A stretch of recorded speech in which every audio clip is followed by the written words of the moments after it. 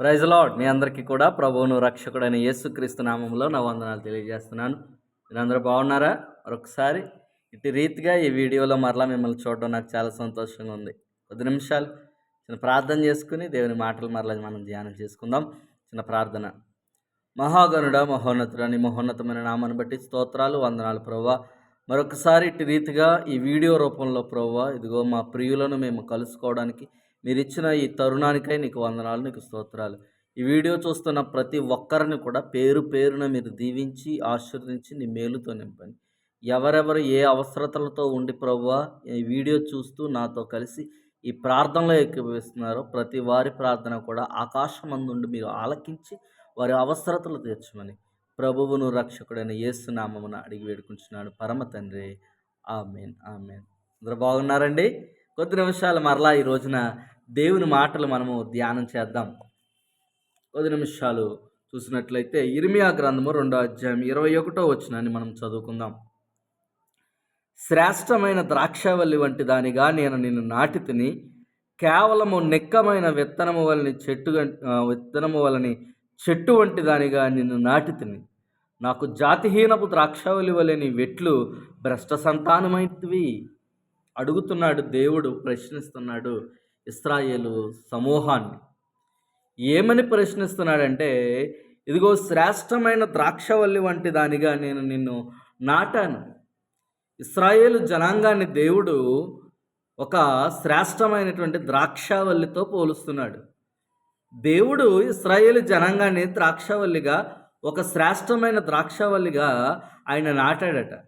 అయితే అక్కడ జరిగినటువంటి పొరపాటు ఏంటి అని మనం గ్రహిస్తే అక్కడ అంటున్నాడు, నాటితిని కేవలము నెక్కమైన విత్తనము వలె చెట్టు వంటి దానిగా నిన్ను నాటితిని. నేను నిజమైన విత్తనంలాగా నిన్ను నాటాను.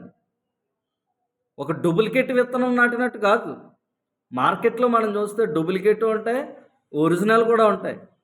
కానీ దేవుడు ఈ ద్రాక్ష తోటను ఒక నిజమైనటువంటి విత్తనం తీసుకుని వచ్చి నిజమైన విత్తనంగా దీనిని నాటితే దేవునికి ఇది ఇచ్చినటువంటి ఫలాలు ఎలాంటివి అయ్యాయంటే జాతిహీనపు ఫలాలు ఇది ఫలించింది. ఈనాడు క్రైస్తవ సమాజంలో దేవుడు సంఘంలో నిన్ను నన్ను నాటుకున్నాడు. మరి మనము దేవునికి ఎలాంటి ఫలాలు ఫలిస్తున్నాం? అసలు ఫలాలే లేకుండా అయిపోతున్నామేమో ఒక్కొక్కసారి.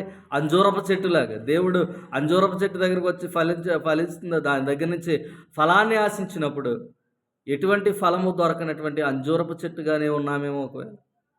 ఇది జాతిహీనపు కాయలు కాసిందంట. దానికి కారణం ఏంటి? ఈ యొక్క ద్రాక్షవల్లి లేకపోతే ఈ దేవుని చేత నాటబడినటువంటి ఈ ద్రాక్షవల్లి అనే సంఘము భ్రష్టత్వంలోకి దిగిపోవడానికి, భ్రష్ట సంతానముగా మారడానికి గల కారణము ఏమిటి అని మనం ఆలోచిస్తే యెషయా గ్రంథము 17వ అధ్యాయము 10వ వచనాన్ని ఒకసారి మనం చదువుదాం. ఇది ఎందుకు భ్రష్ట సంతానముగా సంఘములోనికి భ్రష్టత్వము అనేది ఎందుకు వస్తుంది? సంఘంలోకి భ్రష్టత్వం అనేది ఎందుకు వచ్చింది? సంఘము ఎందుకు దేవుణ్ణి నిరాశపరిచేదానిగా తయారైపోయింది అంటే, ఇదిగో ఇక్కడ అంటున్నాడు 17వ అధ్యాయం 10వ వచనంలో యెషయా గ్రంథంలో, ఏలయనగా నీవు నీ రక్షణకర్తయగు దేవుని మర్చిపోతివి. సంఘం దేవుని మర్చిపోయింది, విశ్వాసులు దేవుని మర్చిపోయారు. రోజున భ్రష్ట సంతానంగా మారడానికి కారణం ఏంటంటే సంఘము డినామినేషన్ల భేదం. దేవుని కంటే దైవజనులకి ప్రయారిటీ.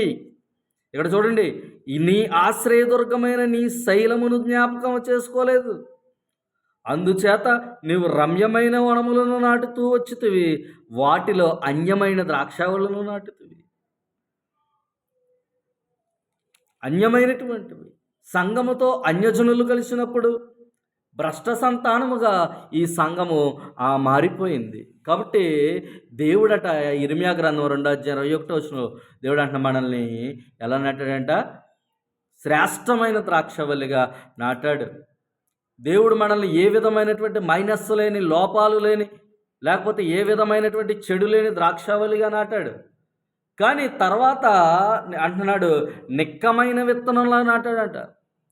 ఈ రోజుల్లో ప్రతిదానికి మనం చూస్తే డూప్లికేట్ వచ్చేసాయి. ప్రతిదానికి విత్తనాల్లో డూప్లికేట్ వచ్చాయి, డబ్బుల్లో డూప్లికేట్ వచ్చాయి. ఇంకా చెప్పాలంటే బోధకుల్లో కూడా డూప్లికేట్ బోధకులు వచ్చేసారు, అబద్ధ బోధకులు వచ్చారు.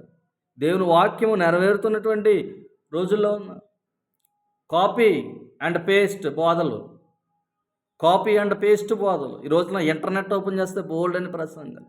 దేవుని ఆత్మజ్ఞానముతో, దేవుని యొక్క ఆత్మ చెబుతున్న ప్రకారము, ఆత్మ నడిపింపుతో దేవుని బోధ చేస్తున్న వారు ఎంతమంది ఉన్నారు అని మనం ఆలోచించుకుంటే చాలా తక్కువ మందే ఉన్నట్లుగా మనం చూడగలం. వీళ్ళకి యేసుక్రీస్తు యొక్క ప్రత్యక్షత ఉండదు, యేసుక్రీస్తు యొక్క స్వరము వీరికి వినిపించదు. అందుకనే ఈ రోజుల్లో చూడండి, ఒరిజినల్ కంటే డూప్లికేట్ ఎక్కువ సేల్ అయిపోతూ ఉంటాయి మార్కెట్లో. రోజున ఒరిజినల్ దైవజనుల కంటే డూప్లికేట్ దేవుని సేవకుల్ని నమ్మే విశ్వాసులు ఎక్కువైపోయారు. చాలామంది ఒరిజినల్ కంటే డూప్లికేట్ నమ్ముతున్నారు. అసలు ఒరిజినల్ విత్తనాలు దొరకడమే కష్టమైన పరిస్థితిలో, ఒరిజినల్ సేవకులు దొరకడమే కష్టమైన పరిస్థితుల్లో ఈ రోజున మనము ఉన్నాము. కనుక మనం ఆలోచించుకోవాలి దేవుని సేవకుల విషయంలో. ఓ విశ్వాసి, నువ్వు ఏ సేవకుడి దగ్గరికి వెళ్తున్నావు, ఆ సేవకులు ఒరిజినల్ సేవకులైన నిజమైన సేవ చేస్తున్నారా? లేకపోతే నీ దగ్గర దశమ భాగాలు ఆశించో, లేకపోతే నీ దగ్గర ధనాన్ని ఆశించో సేవ చేస్తున్నారో నువ్వు ఆలోచించుకో. నేను సేవకుల్ని విమర్శించడం లేదు, కానీ దేవుని పక్షాన మాట్లాడుతున్నాను, విశ్వాసులతో మాట్లాడుతున్నాను. అంచె దినాల్లో అబద్ధ బోధకులు వస్తారని దేవుని వాక్యం తెలియజేస్తుంది. కాబట్టి దేవుడు మనలందరినీ కూడా సంఘంలో దేవుని ఏర్పాటులో ఉన్నాం కాబట్టి నిక్కమైన విత్తనంలాగా మనల్ని నాటుకున్నాడు. కానీ నువ్వు ఎప్పుడైతే కల్పిత బోధల వైపు, కల్పనా కథల వైపు నీ దృష్టిని మలుచుకుని దురద చెవులు కలిగి నువ్వు అటువైపు ప్రయాణం చేస్తూ నీ విశ్వాస యాత్రను పాడు చేసుకుంటావో అప్పుడు నువ్వు ఏమైపోతావో తెలుసా? జాతిహీనపు ఫలాలు ఫలిస్తావు. జాతిహీనపు ఫలాలు ఫలిస్తావు. ఇక్కడ ఇర్మియా గ్రంథం 2:21 చెప్పారు. కాబట్టి సంఘాలు ఉన్నాయి, విస్తారంగా సంఘాలు ఉన్నాయి, కానీ వాటిల్లో ఒరిజినాలిటీ ఎక్కడ ఉంది? దైవజనులు ఉన్నారు, విస్తారమైన దైవజనులు ఉన్నారు, కానీ వారిలో ఒరిజినల్ ఎవరు, డూప్లికేట్ ఎవరు అని గ్రహించుకునే ఆత్మజ్ఞానము దేవుడు మనకి దయచేయునుగాక. చిన్న ప్రార్థన చేస్తాను. మహాగణుడా, మహోన్నతుడా, నీ మహోన్నతమైన నామాన్ని బట్టి నీకు వందనాలు ప్రభువా. ఇదిగో మమ్మల్ని అందరినీ కూడా నువ్వు నీ సంఘంలో నాటుకున్నావు, నిక్కమైన విత్తనము వలె మమ్మల్ని నాటావు. కానీ మేము జాతిహీనపు ఫలాలు ఫలిస్తున్నావేమో. అలా ఫలించడానికి కారణం ఒకవేళ మా బోధకుల యొక్క బోధ ఏమో. ఒకసారి ప్రభువా, అబద్ధ బోధకులు ఎవరు, నిజమైన బోధకులు ఎవరు? లేకపోతే ప్రభువా, నీ వాక్యానుసారంగా నీ నుండి ఆత్మజ్ఞానం పొందుకుని బోధిస్తున్న బోధకులు ఎవరు? లేకపోతే ఇదిగో ప్రభువా, సొంత జ్ఞానంతో బోధిస్తున్న బోధకులు ఎవరని గ్రహించుకోగలిగేటువంటి పరిశుద్ధాత్మ జ్ఞానం మాకు దయచేయండి. నీ కృపలో మమ్మల్ని భద్రపరచండి. నీ పరలోక రాజ్యం కొరకు సిద్ధపరిచే బోధల వైపు మా చెవులు యొక్కడానికి, కల్పనా కథల వైపు కాకుండా ప్రభువా, నీ రాజ్యము కొరకు, నీ యొక్క పరిశుద్ధాత్మ శక్తిని పొందుకునే ఆ యొక్క స్థితిలో మమ్మల్ని నడిపించే ఆ వాక్యం కొరకు మేము ఎదురు చూడడానికి నీ కృపను అనుగ్రహించి, ఈ వీడియో చూస్తున్న ప్రతి ఒక్కరిని కూడా పేరు పేరున మీరు దీవించి ఆశీర్వదించి నీ మేలుతో నింపమని ప్రభువును రక్షకుడని యేసు నామమున అడిగి వేడుకుంటున్నాం పరమ తండ్రి. ఆమేన్, ఆమేన్, ఆమేన్. అందరికీ ప్రైజ్ లాడండి. ఈ వీడియో చూస్తున్న ప్రతి ఒక్కరు కూడా ఈ మా ఛానల్ని సబ్స్క్రైబ్ చేయండి, లైక్ చేయండి. మీ కామెంట్స్ ఏమైనా ఉంటే మాకు తెలియచేయండి. May God richly bless you. Thank you.